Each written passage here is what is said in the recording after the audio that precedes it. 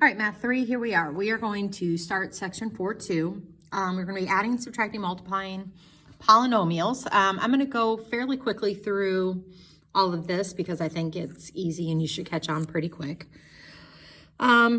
Just know that sum means add, difference means subtract, product means multiply. So when you're going through and you're adding two polynomials together, all you're doing is combining like terms. You've done this for a while. So when you combine like terms, all you're doing is adding or subtracting the numbers out front of them, your coefficients. So in this case, if we are adding, I'm going to combine the negative x squared and the 10x squared. So you're going to get 2x squared. That takes care of those. Here's a 2x and here's a negative 1x. So if I put those together, I get a 1x, and then I still have this 1 just hanging out. So I'm going to put that at the end. In general, when you are combining like terms, you kind of go in order of decreasing exponents, so you have it in standard form when you finish with the problem anyway. All right, so up at the top, they just have it written a little bit differently. Don't worry about these parentheses. This is not a multiplication problem just because you see parentheses. Drop the parentheses on an addition. You combine like terms. So here's a 9x squared, negative 5, which is a positive 4x squared. That takes care of those. Here I have a negative 7x and a positive 2, which is a negative 5. And then again, you have that 12 just hanging out. So there you go. All right, down here on the subtraction, it's very similar to the addition. The only difference is going to be that you have to take this negative right here and distribute it across everything. So again, if you don't like the parentheses in there, drop them. So I don't know. I feel like I just want to rewrite this. 5x squared plus 7x minus 8. I'm going to change this by distributing it across. So if I distribute that, it becomes a negative 7x to the third. That becomes a negative 2x squared, and that becomes a negative 3x down at the end. So this goes through and just changes all the signs of that one. Looks like this is my highest exponent, and I don't have anything more to combine with it. So I have the negative 7x to the third.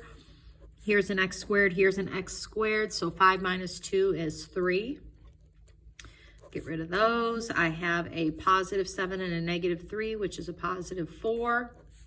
And then I have that negative 8 at the end, so there's my finished answer. All right, I'll go through and do one more of these. So again, I'm just going to rewrite. You don't have to rewrite. I'm just doing that so you can see on the examples, and I'm distributing this negative cross. Don't forget, a negative times a negative is going to give us a positive right there. So I just rewrote. Now I'm going to go through and combine my like terms. So I have 4x to the third without any other ones. Here's a positive 3 and a negative 8, which is a negative 5. I have a positive 5 and a positive 1, which is 6. And then I have that negative 11. And there's your finished answer. Okay, we've done some of this, and here's that little wonderful 4-letter F word right here, FOIL. So you're going to go through and FOIL these. Remember, just when you're FOILing, that you are combining your exponents by adding them. Okay, so all you're really doing is just distributing that twice, and you're taking the negative 2b and you're distributing that twice. All right, so an a times a 4a. When you come to like variables, you add the exponents. This is a to the first, so when I combine them, I get a squared.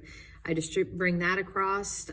They are not like variables, so I just write it as 5ab. You can write it as 5ba. It does not matter what order you write those variables in. All right, then I come to do this 2b, and I'm going to distribute it across. I have a negative 2b times 4a, which is a negative 8ab. I just normally write mine in alphabetical order. And then you come here and you take that times that, which would be a negative 10.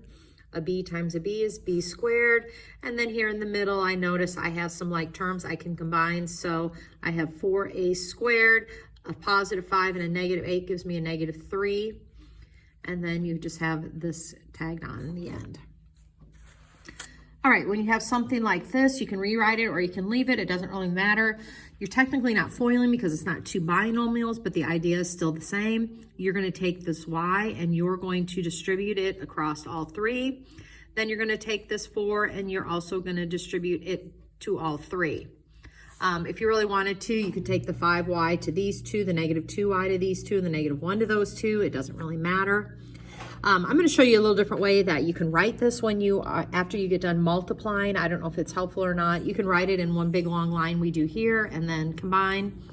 Or when I go here and, I don't know why this is not focusing very good for you guys. There we are.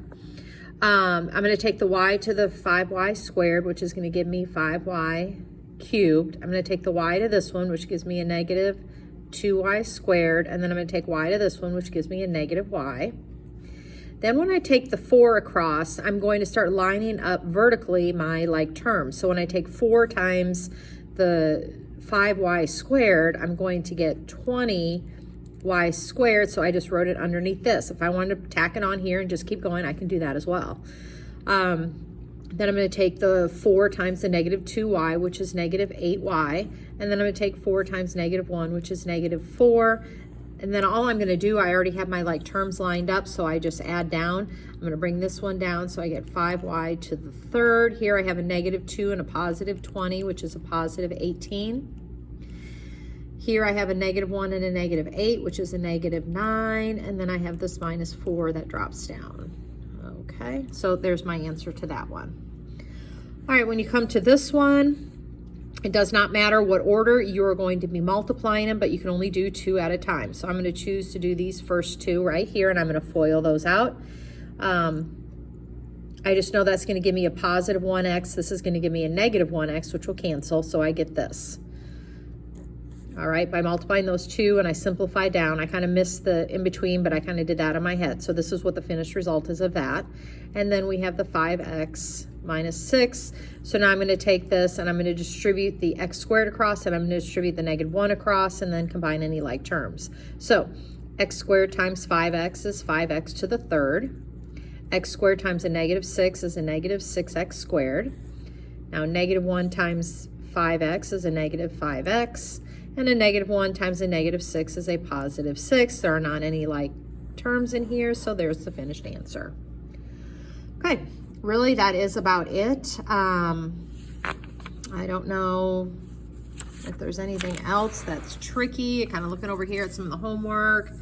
Like if you had a problem like this, obviously you have to follow your order of operations first. You have to multiply these together by FOILing, and then you would add it to that by combining like terms. Here again, it does not matter what order you do it in. They're all multiplication. Here you would add these together by combining like terms, distribute that across, and then combine the second amount of like terms. Same thing here. FOIL this out first. Distribute the negative across this, and then combine like terms. It's going to take a little bit of work showing your work. So if you're one that likes to hurry through things, there's really no way to hurry through these problems. And I will put the assignment on Google Classroom, and let me know if you have any questions.